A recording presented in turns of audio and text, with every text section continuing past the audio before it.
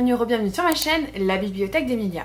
Aujourd'hui on se retrouve pour ma première vidéo dans mon nouveau chez moi. Pas encore parfait, il y a plein de réglages à faire mais c'est pas grave.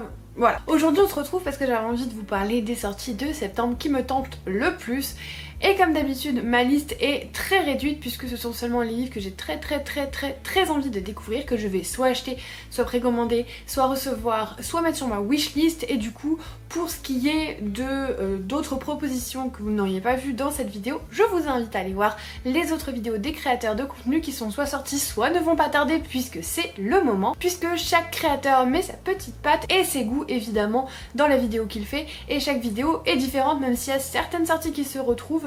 Vous verrez dans la vidéo de septembre, je n'ai pas parlé de pas mal de grosses sorties, notamment je pense à Chaos et Flamme dont j'ai lu des retours plutôt mitigés en anglais donc j'ai pas trop envie de m'y plonger.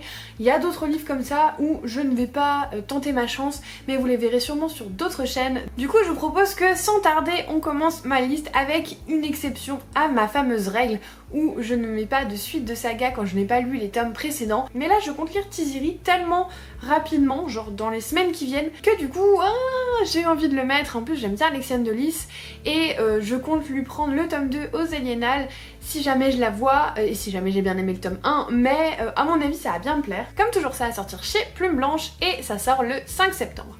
Alors du coup je peux pas trop vous parler du tome 2 parce que j'ai pas trop envie de me spoiler en regardant le résumé, donc je vais essayer de me remémorer ce que je sais du tome 1 et il me semble qu'on va suivre une jeune Tiziri qui il me semble est albinos, qu'on surnomme Blanche et qui est un petit peu à part de la communauté puisque elle va aller chasser et surtout elle va aller chasser dans des endroits où normalement elle n'a pas le droit d'aller puisque il semblerait que le monde s'arrête ou quelque chose comme ça, sauf qu'elle va s'aventurer, elle va se rendre compte qu'en fait ce qu'on lui a dit ce n'était pas forcément la vérité et qu'il y a tout un autre monde à découvrir. Il me semble que c'est très post-apocalyptique, ça joue un petit peu sur l'écologie mais aussi sur un univers un petit peu magique et féerique. Du coup je vais lire le tome 1 sous peu et le tome 2 sort le 5 septembre, donc si j'ai aimé je le prendrai aux Aliénales et ça fera une duologie dans l'année.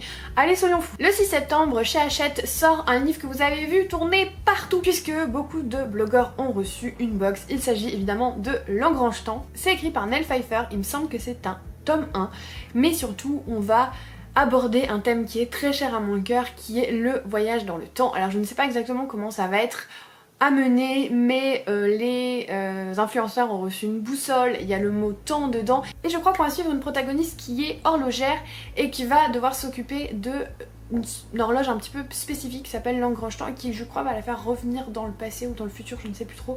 J'ai pas trop envie d'en savoir plus mais c'est un thème qui est très cher à mon cœur, je vous le dis assez souvent, si vous êtes là depuis longtemps sur ma chaîne vous devez être au courant et du coup forcément c'est une sortie sur laquelle je me suis bien attardée, ça me donne quand même envie de la découvrir. Le 6 septembre toujours, mais chez Hauteville cette fois, sort La Librairie Morizaki. C'est écrit par Satoshi Yagisawa et vous vous en doutez, c'est tout simplement un roman asiatique contemporain, un petit peu dans la même veine de ce que j'ai lu ces derniers temps avec les éditions de Nami notamment, et c'est un genre que j'aime beaucoup, que je trouve très doux, très réconfortant et qui fait je trouve beaucoup de bien au moral. On va suivre une héroïne qui a le cœur brisé, je crois qu'elle s'est fait larguer, quelque chose comme ça, et elle va être appelée pour aller chez son oncle qu'elle n'a pas vu depuis un petit moment et qui va tenir une librairie et il va en fait lui proposer de l'aider et grâce au livre et grâce à la librairie elle va tout simplement reprendre goût à la vie. Voilà, c'est une question d'introspection sur soi-même. C'est un thème qui est quand même assez récurrent dans la littérature asiatique et c'est un thème que j'ai très envie de lire. Voilà, c'est des choses qui sont douces, réconfortantes et du coup il n'en faut pas plus pour attiser ma curiosité. Le 7 septembre chez Lumen sort le deuxième tome de la saga Seul un monstre, donc là jamais un héros et c'est écrit par Vanessa Len. Alors faut savoir que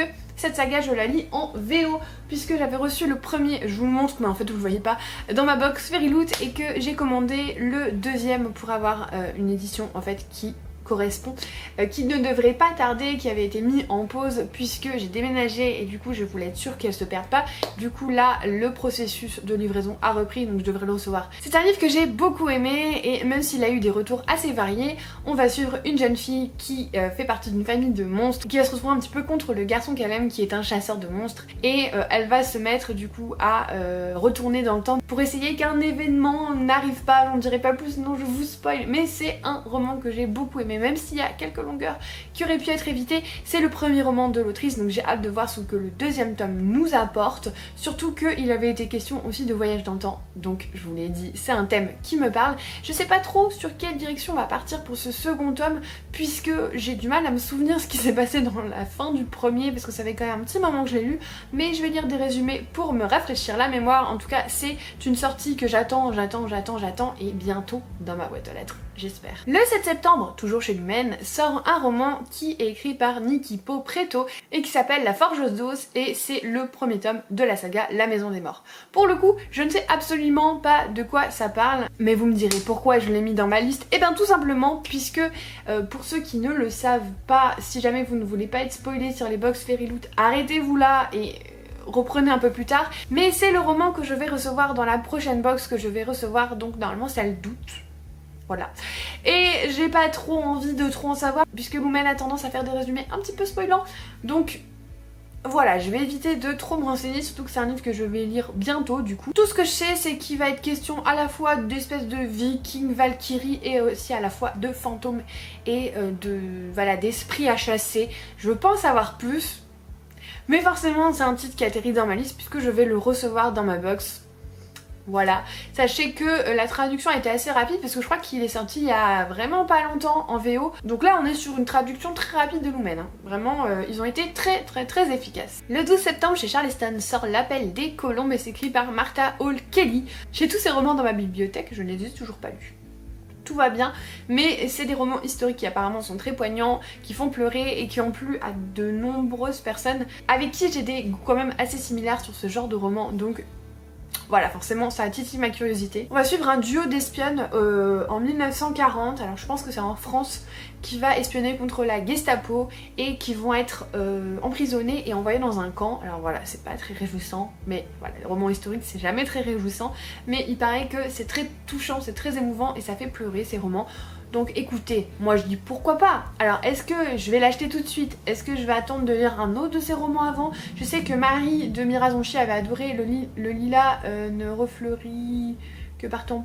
Je sais plus quoi. Bref, le roman avec le lilas, je me rappelle jamais du nom total du titre. Mais du coup c'est une autrice quand même que j'ai bien envie d'essayer. Je sais pas si je vais commencer par ceux que j'ai déjà ou si je vais me laisser tenter par celui-là. Sûrement que je vais attendre un petit peu avant de lâcher celui-là. Le 13 septembre chez Hugo Stardust va sortir la suite et fin de la duologie de La fille du roi pirate. Donc là c'est la fille de la reine sirène, il me semble si je me trompe pas. C'est écrit par Tricia Levenseller et donc ça va être la conclusion de cette duologie, dont j'ai eu un retour un petit peu mitigé pour le tome 1, mais en fait la fin ouvre sur l'univers des sirènes et c'est ce que j'avais vraiment envie le plus de lire, donc je pense que je vais quand même continuer cette duologie, surtout que je pense que si jamais c'est comme le premier, il sera pas très long puisque le premier faisait à peine 300 et quelques pages. Donc c'est, voilà, j'ai bien envie quand même de lire la suite. On va suivre une jeune fille qui est la fille donc du roi pirate, hein, comme le nom l'indique, et qui va être chargée par son père de se faire kidnapper, soi-disant, par un autre équipage de pirates pour pouvoir voler une carte qui se trouve sur le bateau qui doit amener à un endroit un peu spécial, un peu important, où il y a un trésor évidemment. Voilà, pas le coup de cœur de l'année, mais quand même envie de lire la suite, donc je pense que je lirai la suite. Je sais pas encore si je vais acheter en physique ou en e-book. Voilà, je me laisse un petit peu le choix. Quoi qu'il en soit, c'est clairement pas la saga de l'année. Mais je sais pas, j'ai bien envie de lire la suite, donc je me laisserai sûrement tenter. À tous les adeptes de Cozy Mystery, c'est le moment. Le 19 septembre va sortir chez Charleston, oui c'est très étonnant, un Cozy Mystery qui fait sensation en fait dans l'univers anglophone. Il s'agit du premier tome de la saga Finlay Donovan est mortel et ça s'appelle Comment j'ai tué mon mari. C'est écrit par El Cosimano qui avait notamment écrit Les Saisons des Tempêtes que j'avais franchement pas aimé, mais apparemment ça n'a rien à voir son écriture en Cozy Mystery et cette saga est vraiment super populaire dans le monde anglophone et ça fait un moment que j'attends qu'il la traduise et très honnêtement j'aurais jamais parié sur Charleston.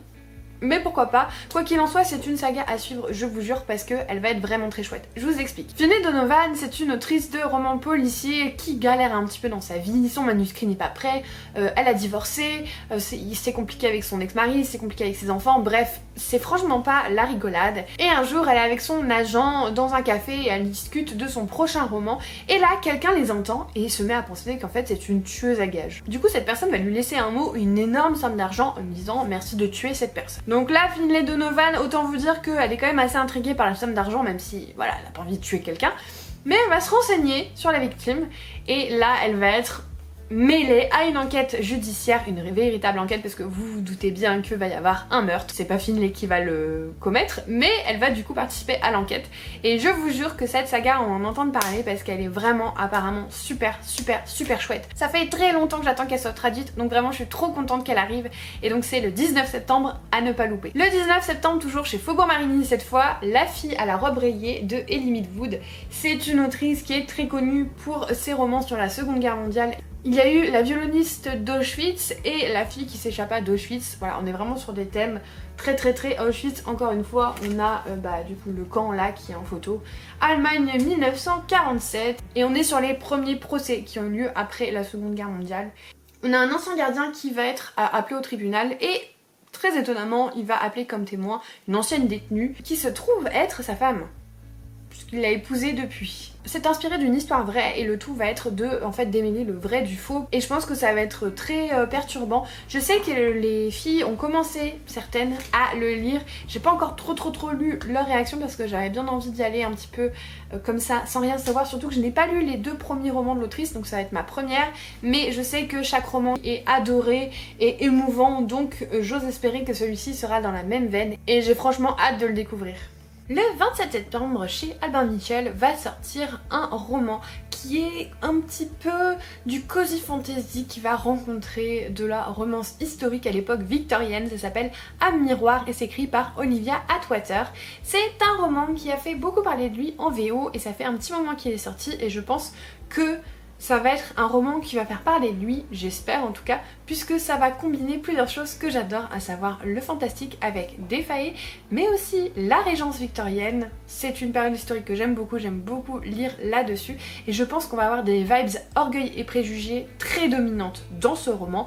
C'est connoté comme de la cozy fantasy et c'est un genre que j'aime beaucoup et que j'aimerais bien un petit peu plus explorer. Du coup je suis très contente que cette traduction sorte. On va suivre une jeune femme qui va faire ses débuts avec le bal des débutantes et tout le tralala dans la société victorienne à Londres, sauf que cette jeune fille a une petite particularité, c'est que en fait la moitié de son âme lui a été volée par un failli, ce qui fait qu'elle ne ressent plus aucune émotion et c'est un petit peu compliqué pour trouver un amoureux de ne plus rien ressentir, donc elle va être très de ses balles et de ses rencontres avec des potentiels prétendants jusqu'au jour où un certain lord lui fait sentir un petit peu d'agacement, de dédain. Il a un caractère pas facile et peut-être que c'est la preuve qu'il lui reste des sentiments.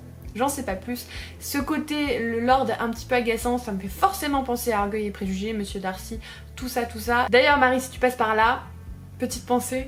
Et du coup c'est un roman qui m'intrigue beaucoup parce que la seule fois où j'ai lu un roman qui allie magie et époque victorienne, c'était Lady Helen, et il se trouve que le premier tome j'avais vraiment beaucoup aimé. Le deuxième et le troisième beaucoup moins, mais c'est plus lié à la plume qu'au style, enfin au genre du moins, puisque le genre je l'avais vraiment aimé, le mélange des deux j'avais trouvé ça super chouette, donc là j'ai très envie de découvrir ce roman. En plus il me semble que c'est une trilogie ou une quadrilogie, je ne sais plus, mais en tout cas ce n'est pas un tome unique, donc si j'aime bien, une super nouvelle saga en plus. Je vous dis ça, mais il faudrait déjà que je finisse mes autres sagas, mais bon ça c'était notre problème. Ensuite le 27 septembre, et là je suis pas trop sûre de la date parce que certains sites se contredisent, il n'y a pas d'infos vraiment officielles, ou du moins je l'ai pas trouvé, même sur le Discord de la maison d'édition. C'est aux éditions Corrigan et ça s'appelle Fire and Frost de la saga Frostblood, où on va suivre une femme qui sûrement a des pouvoirs de feu puisque le pitch du départ c'est elle est le feu, il est la glace. Donc sûrement quelqu'un du royaume du feu et quelqu'un du royaume de la glace qui vont devoir s'allier. J'en sais pas beaucoup plus parce que en fait on n'a pas vraiment beaucoup plus d'infos, mais je suis allée voir sur Goodreads et il a quand même de bons retours, donc je me suis dit pourquoi pas. Du coup je l'ai demandé à la maison d'édition puisque je fais partie des partenaires et j'ai envie de dire on verra. Voilà, il y a plein de romans qui sortent qui me tentent pas forcément, mais celui-là je sais pas, il a attisé ma curiosité. Puis tout ce qui est autour des éléments, c'est quelque chose qui me tente bien en général et que j'apprécie, donc on verra. Et enfin le 28 septembre chez Cherche Midi, une maison d'édition que j'aime beaucoup en ce qui concerne notamment leur ligne éditoriale sur le Cozy Mystery, ils vont sortir une nouvelle saga et forcément du coup ça m'intéresse. Ça s'appelle Les Trois Dahlia, vous avez dû le voir passer ces derniers jours sur Instagram puisque pas mal ont reçu la box, moi je l'attends Elle devrait arriver aujourd'hui je pense, puisqu'avec le déménagement, il y a des choses qui sont un petit peu mis de côté le temps que je puisse emménager. C'est écrit par Cathy Watson et on est sur un cozy mystery, j'espère de qualité. Puisque la phrase d'accroche c'est: est-ce que vous aimez Agatha Christie? Oui. Le Cluedo, ça a toujours été mon jeu préféré. Et les vieilles bâtisses. Voilà, je suis déjà, juste cette phrase, ça me suffit. On va être sur une histoire qui se passe à Aldermere House, qui est la demeure d'une écrivain très célèbre. Forcément ça fait référence à Agatha Christie, même si c'est pas elle qui est notée. Et cette écrivaine qui a fait énormément de romans policiers, avec notamment une héroïne qu'on associe un petit peu du coup à Miss Marple. Et les 3 actrices qui ont interprété au fil des ans cette héroïne au cinéma sont réunies dans cette maison à ce jour. Mais au lieu d'être un week-end sympa, voilà, entre personnes du métier et pour un petit peu célébrer la mémoire de cette autrice, évidemment, je vous le donne dans le mille, va y avoir un meurtre. Je peux en savoir plus, mais autant vous dire que ça me hype, genre vraiment au max, et j'ai trop hâte de le recevoir. Normalement je devrais lire avec Dylan de Vintage Navy Books si les choses se goupillent bien, et j'ai trop hâte parce que juste Cluedo, voilà, déjà Cluedo, Agatha Christie, vieille bâtisse, en fait rien que ça me tente, et quand je lis le résumé je suis encore plus tentée. J'ai vraiment trop hâte de l'avoir dans mes mains, et j'ai vraiment essayé de le lire juste avant sa sortie, comme ça je vous donnerai mon avis à peu près au moment où il sort sur Instagram, et vous pourrez vous faire déjà une première idée sur ce roman. Et voilà, c'est déjà terminé pour cette vidéo, la première que je fais dans mon nouveau chez moi, du moins la première en face cam et pas en mode vlog. Voilà, j'espère que cette vidéo vous a plu. Si vous êtes toujours là, n'hésitez pas à mettre une petite loupe de détective en emoji, parce que le petit cozy mystery là à la rentrée, quand il va commencer à faire un petit peu froid, un petit peu sombre, brume et tout, parfait. Je vous remercie évidemment de tout le soutien que vous m'avez apporté, notamment pendant cette période un petit peu compliquée qui a été mon déménagement. Vraiment un grand merci. Vous vous rendez pas compte, mais ça m'a fait beaucoup de bien, tous vos petits mots, tous vos encouragements, donc un grand merci. Si jamais vous n'êtes pas abonné, n'hésitez pas à le faire, mettre un petit pouce en l'air et un commentaire. Et comme d'habitude, en attendant la prochaine vidéo, je vous souhaite de merveilleuses lectures et je vous fais des bisous.